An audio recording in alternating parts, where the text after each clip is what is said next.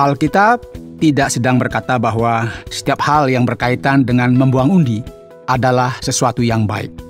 Kita tidak bisa mulai kesana kesini dengan membuang undi. Seakan-akan kita berkata bahwa bermain lotre merupakan hal yang baik dan berkata, coba lihat di sini, firman Tuhan yang mengatakan hal ini. Saudara pendengar, bersama dengan saya, Oti Priambodo, dalam program Jalan 66. Program ini akan memberikan pengetahuan Alkitabiah dan menyuguhkan kepada kita jalan keselamatan. Sebuah petualangan yang akan membawa kita kepada penjelasan mengenai fakta-fakta Alkitab dan menolong semakin mengerti mengenai misteri kehidupan. Saat ini perjalanan sampai kepada saat paling mengasihkan dalam sejarah, yaitu Kisah Para Rasul. Pak Yohanes akan mulai menganalisa buku yang luar biasa, dimulai dari pasal pertama ini dengan sebuah tema, kenaikan Yesus ke surga yang mengguncangkan kekaisaran dan bangsa. Mari kita menganalisa bukti-bukti dari kebangkitan Yesus. Jika memang benar bahwa Dia hidup, mengapa kita perlu putus asa?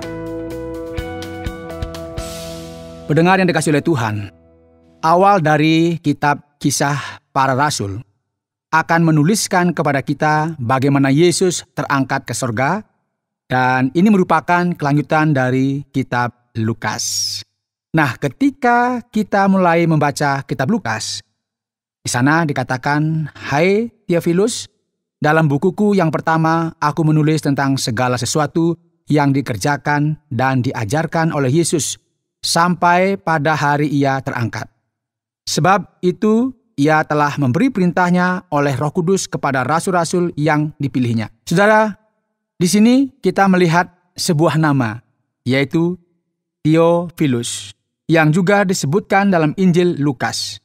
Meskipun tidak disebutkan secara eksplisit dalam Kisah Para Rasul bahwa Lukaslah yang menulis kitab ini, kita tahu bahwa ialah yang menuliskannya karena ada referensi yang sama yang juga ditulis dalam kitab Injil, yaitu Theophilus. Dan juga jika kita melihat susunan dan bahasa, kita bisa melihat bahwa Injil Lukas mirip dengan Kisah Para Rasul. Nah, kitab ini menceritakan kepada kita mengenai pertumbuhan gereja, yaitu cikal bakal dari gereja Kristen, mengenai turunnya Roh Kudus, dan ini merupakan saat-saat awal dalam sejarah ketika kekristenan menyebar di Kekaisaran Romawi, di seluruh Laut Mediterania. Saudara, Kisah Para Rasul ini juga bisa kita sebut sebagai apologetika, mengenai kenaikan Yesus yang menggoncangkan kekaisaran pada waktu itu. Kekristenan lahir dalam waktu yang khusus dan luar biasa, yang menggoncangkan bangsa Israel, yang kebanyakan dari mereka tidak memahami dan menerima kemesiasannya. Dan kekaisaran ini akan digoncangkan oleh ekspansi dari kekristenan. Mengapa? Oleh karena kematian, kebangkitan, dan kenaikan Yesus Kristus ke surga, Sang Raja di atas segala raja. Saudaraku, Lukas juga akan menuliskan bukti bahwa kekristenan bukan merupakan ancaman bagi kekaisaran Romawi. Coba kita perhatikan ayat yang ketiga. Nah, seterusnya, Lukas akan berbicara mengenai kerajaan Allah. Sebagaimana dikatakan, kepada mereka Yesus menunjukkan dirinya, yaitu kepada para murid. Dan dengan banyak tanda ia membuktikan bahwa ia hidup. Selama 40 hari ia berulang-ulang menampakkan diri dan berbicara kepada mereka tentang kerajaan Allah. Jadi, saudara, mari kita perhatikan bersama bahwa ekspektasi yang dimiliki oleh orang Yahudi adalah bahwa kerajaan Allah tersebut akan berdiri, dan hal ini memang sangatlah masuk akal. Mengapa? Karena bangsa Romawi merupakan bangsa non-Yahudi yang menjajah bangsa Israel, dan kita akan melihat apa arti dari hal ini bagi mereka. Yesus memberikan perintah kepada para murid agar tidak meninggalkan Yerusalem, namun menantikan janji Bapa. Firman Tuhan berkata bahwa mereka akan dibaptis dengan Roh Kudus, sebagaimana ditulis pada ayat 5. Apa yang menjadi perhatian mereka? Ayat 6 menuliskan, kapankah kerajaan akan dipulihkan? Yesus menjawab para murid dan mengatakan sesuatu yang sangat penting. Engkau tidak perlu mengetahui masa dan waktu yang ditetapkan Bapa sendiri menurut kuasanya. Yesus tidak memungkiri, saudara, pemulihan dan pendirian kerajaan ini secara fisik dan literal pada masa yang akan datang. Ia berkata bahwa mereka tidak akan tahu kapan hal tersebut akan terjadi. Tetapi kamu akan menerima kuasa kalau Roh Kudus turun ke atas kamu, dan kamu akan menjadi saksiku di Yerusalem dan di seluruh Yudea dan Samaria dan sampai ke ujung bumi. Nah, setelah ia mengatakan bahwa akan ada kuasa yang datang untuk memperluas kerajaan ini, maksudnya adalah dengan cara memberitakan Injil sambil menantikan waktu untuk kerajaan ini dipulihkan melalui kedatangannya yang kedua kali. Dengan demikian, terangkatlah ia ke sorga.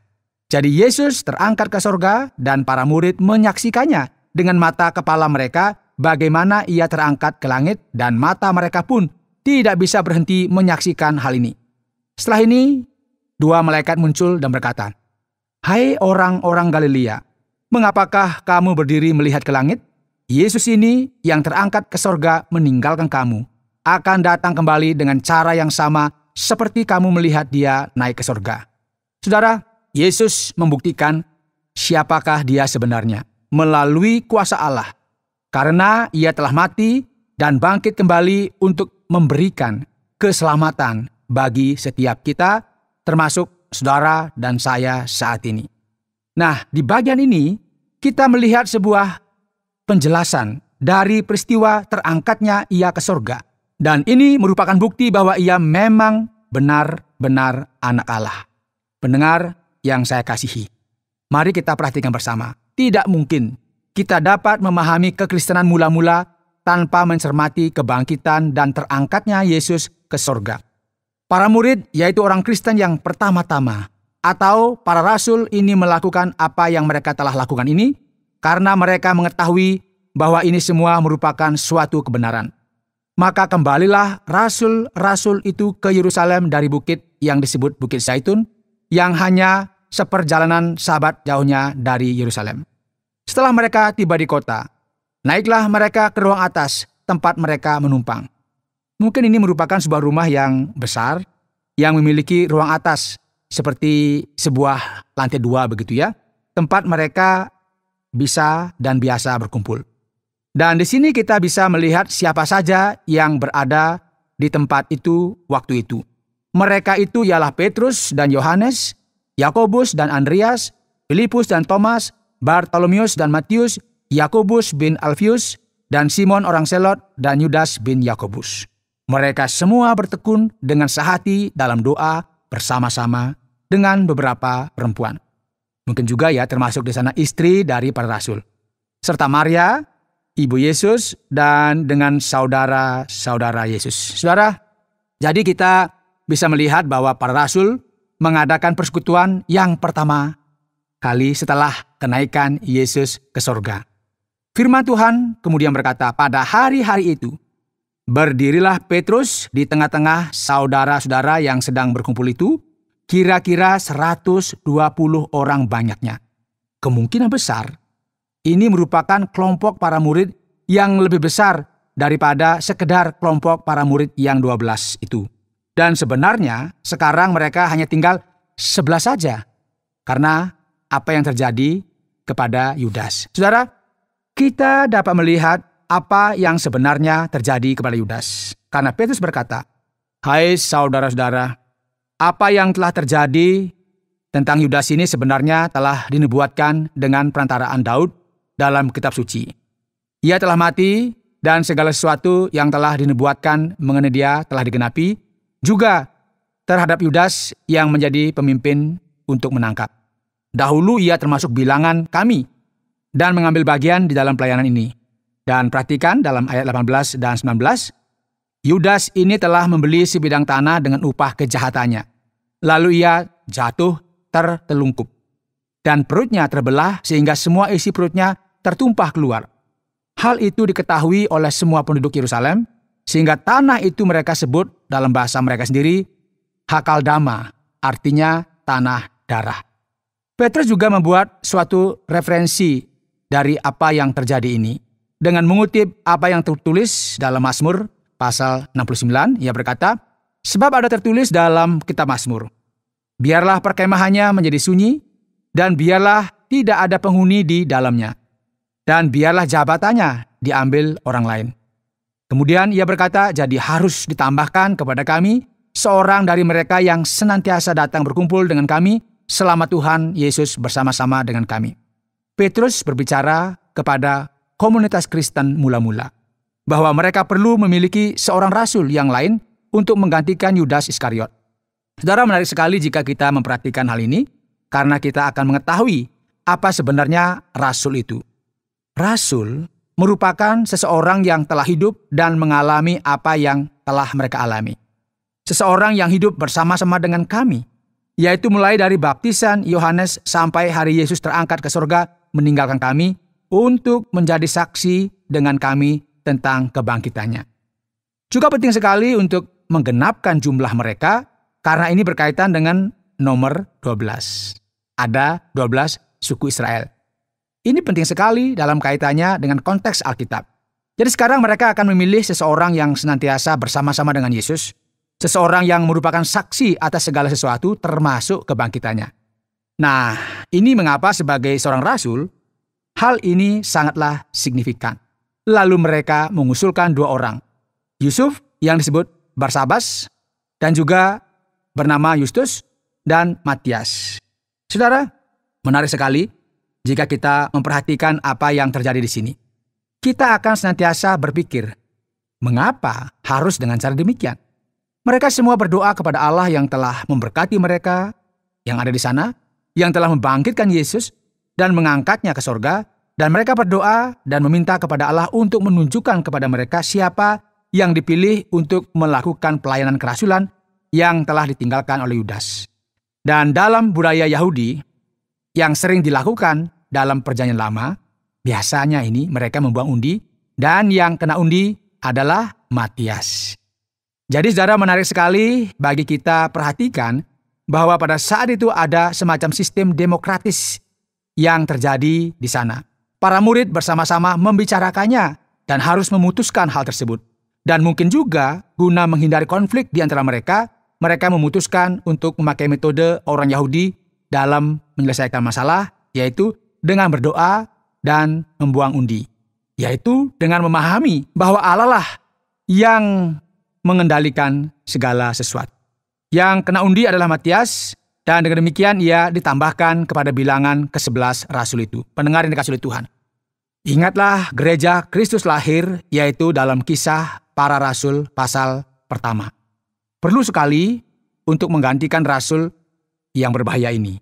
Namun apa yang menarik perhatian kita di sini adalah bagaimana sesuatu yang sedemikian kecil mulai bertumbuh dalam naungan kuasa dan berkat Allah.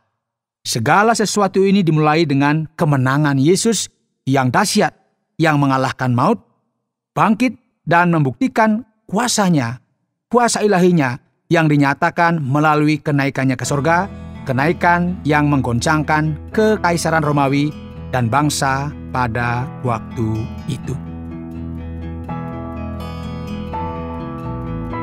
Anda sedang mendengarkan Jalan 66 dalam rangkaian Kitab Kisah Para Rasul pasal yang pertama yang telah dijelaskan oleh Pak Yohanes dengan topik Kenaikan Yesus ke surga yang mengguncangkan kekaisaran dan bangsa.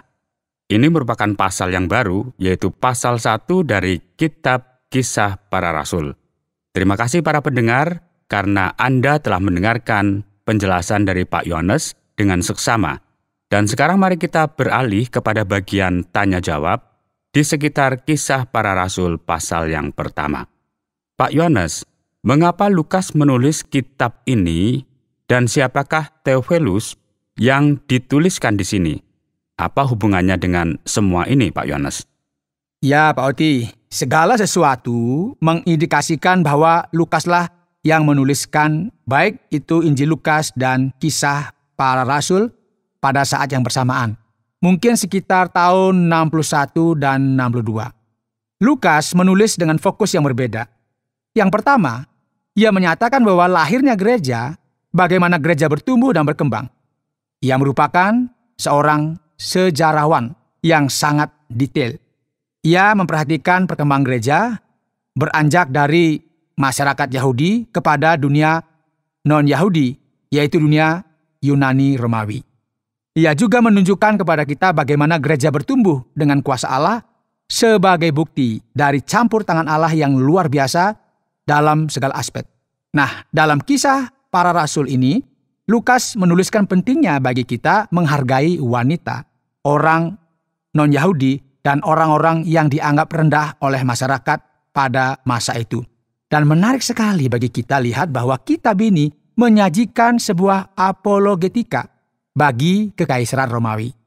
Karena masalah yang terjadi di sini adalah Yesus mati oleh karena hukuman yang dijatuhkan oleh kekaisaran Romawi. Karena mereka beranggapan bahwa ia merupakan seorang raja. Jadi apakah kekristenan merupakan kekuatan tandingan yang akan mengakibatkan permasalahan bagi kekaisaran ini? Lukas senantiasa menjelaskan bagaimana jadinya ketika orang Romawi menjadi percaya, yaitu bahwa kekristenan itu sendiri bukan merupakan ancaman bagi kekaisaran ini. Jadi sebenarnya melalui kebangkitan dan kenaikan Yesus yang menggoncangkan bangsa dan kekaisaran ini bukanlah sebuah masalah. Kemungkinan besar Theophilus adalah seorang Kristen yang kaya raya, yaitu orang yang telah menjadi percaya. Kemudian Lukas membuat sebuah investigasi, mencari fakta sejarah yang lengkap yang membuktikan bahwa kekristenan sesuai dengan fakta yang ada dan kemungkinan besar berdasarkan pendapat para ahli atau cendekiawan Kristen. Theophiluslah yang mendanai dan mensponsori atau boleh dikatakan membayar investigasi serta elaborasi dari kitab Kisah Para Rasul. Dan yang berikut Pak Yones, Lukas mulai menekankan sekali tentang Roh Kudus. Kita bisa melihat dalam ayat 2, 5, dan 8, dan juga yang ke-16. Mengapa ini menjadi sesuatu yang sangat ditekankan, Pak? Ya, Pak Oti. Kitab Kisah Para Rasul, sebagaimana telah dikatakan oleh banyak orang sebelumnya, sebenarnya perlu disebut sebagai kisah Roh Kudus. Mengapa? Karena kita bisa melihat di sini dalam Alkitab bahwa keselamatan itu datangnya dari Allah. Ada penekanan yang spesial atas Allah Bapa dalam Perjanjian Lama. Kemudian dalam kitab-kitab Injil, kita bisa melihat Allah Anak atau Yesus Kristus itu sendiri. Dan kemudian dalam Kisah Para Rasul ada fokus khusus, yaitu terhadap Roh Kudus, pribadi ketiga dalam Trinitas yang akan melanjutkan karya Kristus. Nah, penekanan ini sangatlah penting. Karena hal ini menunjukkan adanya perkembangan dari karya Allah dan campur tangan ilahinya yang ajaib. Jadi Allah melakukan segala sesuatunya dengan kuasanya yang besar. Dan ini berarti kita perlu bersiap-siap. Karena dalam Kisah Para Rasul, kita akan melihat banyak sekali karya Roh Kudus. Sekarang Pak Yones, apa yang diharapkan oleh para murid mengenai pemulihan kerajaan ini, Pak? Karena ini yang dikatakan dalam ayat yang ke-6 kan? Apakah arti hal ini bagi kita sekarang? Begini Pak Oti, sebagai orang Yahudi pada umumnya pada saat itu, yang dijajah oleh bangsa Romawi, para murid berpikir, wah, luar biasa sekali. Sekarang, karena Yesus telah bangkit dan membuktikan bahwa ia memiliki kuasa, dan kini ia akan menyatakan kuasanya. Dan bangsa Romawi pun kini akan berkemas-kemas. Dan kita akan hidup dalam masa kejayaan lagi seperti pada zaman Raja Daud dan Raja Salomo. Jadi ini merupakan pengharapan mereka akan pemulihan terhadap kerajaan tersebut. Dan Yesus berkata, sekarang bukan waktunya untuk melakukan hal ini. Sekarang waktunya untuk kamu keluar dan memberitakan Injil. Namun kamu harus menantikan Roh Kudus turun dan memberi kuasa kepadamu untuk melakukan hal tersebut. Jadi sekarang kerajaan seperti apakah ini? Kerajaan Allah sudah hadir. Namun kerajaan ini masih akan datang. Banyak orang memahami bahwa pada akhirnya nanti akan terjadi pemulihan kerajaan Israel secara literal dalam masa eskatologi, yaitu ketika Kristus datang kembali. Dan ini merupakan cara pandang premilenial. Ada juga orang lain yang tidak sependapat mengenai hal ini. Mereka beranggapan bahwa ini hanya merupakan bahasa kiasan saja. Namun, diskusi teologis semacam ini akan memakan banyak waktu, jadi kita tidak perlu membahasnya sekarang. Dan pendengar yang dikasihi Tuhan, ingat kita perlu berhati-hati terhadap implikasi dan pentingnya diskusi semacam ini. Dan yang berikut Pak Yohanes, bagaimana seharusnya kita memahami panggilan yang ada dalam ayat yang ke-8 ini? Ayat yang sangat terkenal dan banyak dikutip oleh orang-orang ini. Mengapa misi ini sangat penting, Pak Yohanes? Pak Oti, salah satu ayat yang paling sering dikutip dari Alkitab mungkin adalah ayat ini. Tetapi kamu akan menerima kuasa kalau Roh Kudus turun ke atas kamu, dan kamu akan menjadi saksiku di Yerusalem dan di seluruh Yuda dan Samaria dan sampai ke ujung bumi. Iman Kristen adalah iman yang menyatakan dirinya kepada dunia, yang memberikan kesempatan kepada setiap orang untuk mengenal cerita Yesus yang indah dan luar biasa itu. Jadi ketika Roh Kudus bekerja dalam gereja, maksudnya adalah Injil yang akan diberitakan dari Yerusalem, Yudea, kemudian Samaria, dan akhirnya sampai ke ujung bumi. Kitab Kisah Para Rasul ini disusun dengan cara demikian. Dan inilah kunci dari hermeneutika dari kitab ini, yaitu ayat 8 ini. Dan kita akan melihat bahwa ini saja yang dikerjakan Injil, bermula dari Yerusalem, Yudea, kemudian Samaria, dan akhirnya ke ujung bumi. Dan dengan demikian, paradigma misi Kristen di seluruh dunia. Oleh karena itu, inilah mengapa ayat ini menjadi sangat terkenal dan sangat penting. Baik Pak Yohanes, terima kasih banyak. Yang berikut adalah kita perhatikan, sepertinya ada kontradiksi mengenai Yudas. Apakah Yudas menggantungkan dirinya atau ia jatuh? Sebagaimana tertulis dalam ayat yang ke-18. Bagaimana seharusnya kita memahami bagian ini jika dibandingkan dengan Matius pasal yang ke-27 yang menceritakan sesuatu yang berbeda di sini? Tepat sekali Pak Oti. Ada banyak orang setelah membaca bagian ini mereka berpikir bahwa ada kontradiksi di antara keduanya. Karena ketika kita membaca Injil Matius, dikatakan di sana bahwa Yudas menggantung diri. Namun ketika kita sampai pada ayat 18 ini, informasi yang kita dapat berbeda. Dan orang-orang mulai berpikir, wah, ada masalah nih di sini. Karena dalam bagian ini dikatakan bahwa Yudas jatuh tertelungkup, perutnya terbelah dan isi perutnya keluar.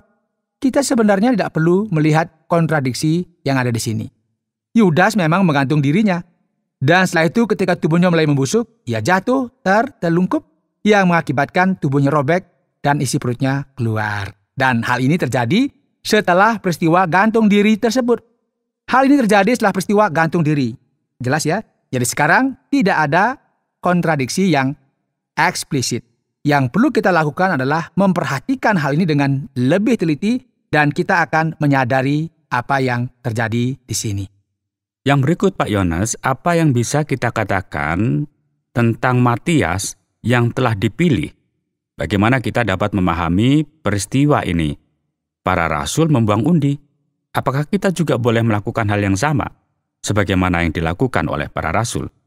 Wah, coba kita perhatikan ini Pak Oti. Alkitab tidak sedang berkata bahwa setiap hal yang berkaitan dengan membuang undi adalah sesuatu yang baik.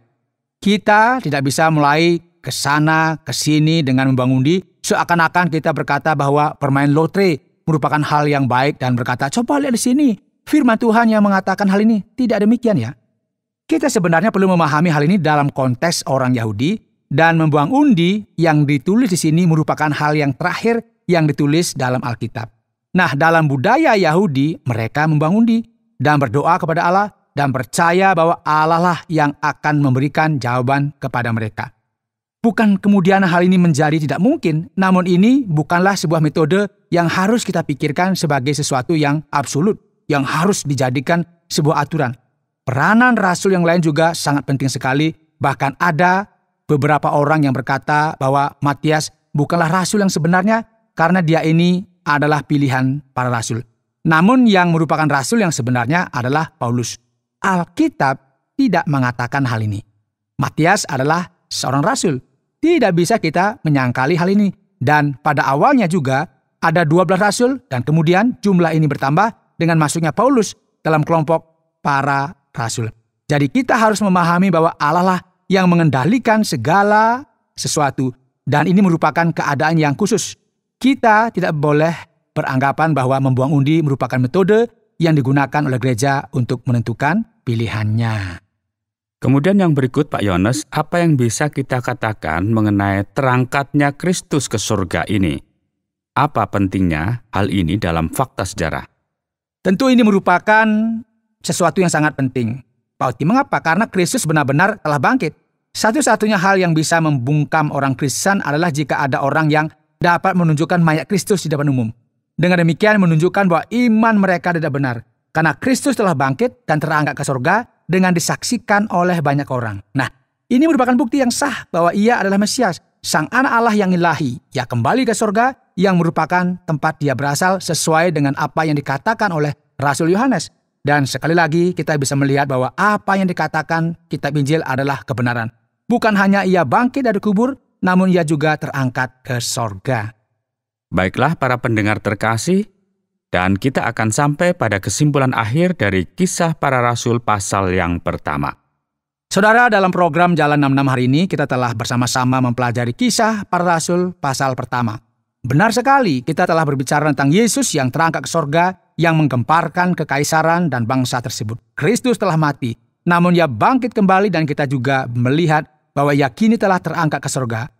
Yang menarik para pendengar adalah bagaimana Lukas dengan begitu detail dan hati-hati menjelaskan semua ini yang membuktikan kepada kita keaslian dari semua ini. Benar sekali. Kita melihat di sini bahwa Lukas menyatakan kebenaran dari Injil dengan sangat teliti dan detail. Inilah mengapa kita perlu untuk percaya kepada Kristus karena segala sesuatunya telah nyata dan benar terbukti. Saudara pendengar, karena waktu yang tidak memungkinkan, kita akhiri program Jalan 66 kali ini. Kami menantikan Anda untuk tetap mengikuti pelajaran berikutnya dalam lanjutan pembelajaran yang diajarkan dalam Alkitab tentang Yesus Kristus kepada kita. Saudara, program Jalan 66 mengundang Anda untuk terus bersama dalam seri pembelajaran Alkitab yang memberikan pelajaran menyeluruh tentang firman Tuhan. Jika Anda memiliki pertanyaan atau berespon terhadap topik berhubungan dengan program ini, silakan menyampaikan melalui WhatsApp ke nomor 081 333 777 386. Terima kasih atas perhatian Anda.